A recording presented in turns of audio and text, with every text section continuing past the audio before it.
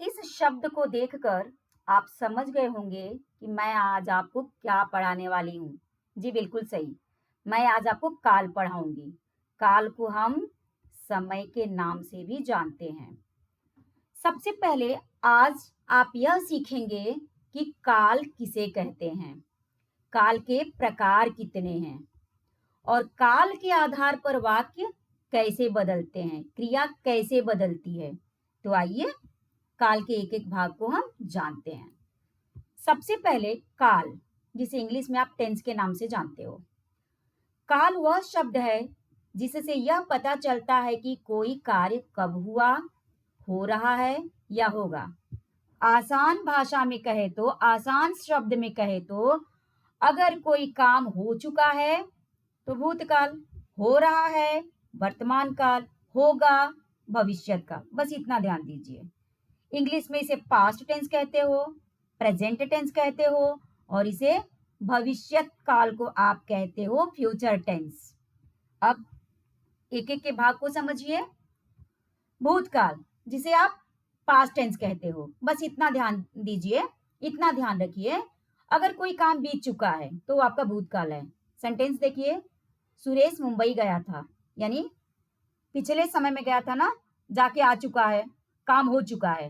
मैंने मैच खेला, मैं खाना खाई, मैं पढ़ाई की, वह पिक्चर देखने गया, यानी जो भी काम है आपका बीते समय में हो चुका है, तो ये है आपका पास्ट टेंस। अब यहाँ पे देखिए वर्तमान काल, जिसे आप प्रेजेंट टेंस के नाम से जानते हो, यानी आपका जो काम है ना वो चल रहा है, ना तो हुआ है ना तो होगा, बल्कि चल रहा है। अब ध्यान दीजिए, यहाँ पे वह पुस्तक पढ़ता है, वह फल खा रही है, ये खा है, तो काम हो रहा है ना। मैं विद्यालय जा रहा हूं, तो ये जितनी क्रियाएं हैं वो चल रही हैं, तो इसीलिए ये कौन सा टेंस है, कौन सा काल है, तो आप कहोगे कि वर्तमान काल है। इसी तरह से यहाँ पर देखिए भविष्यत काल, जिसे आप फ्यूचर के नाम से जानते हो। काम होगा, हुआ नहीं है, हो नहीं रहा है, बल्कि होगा।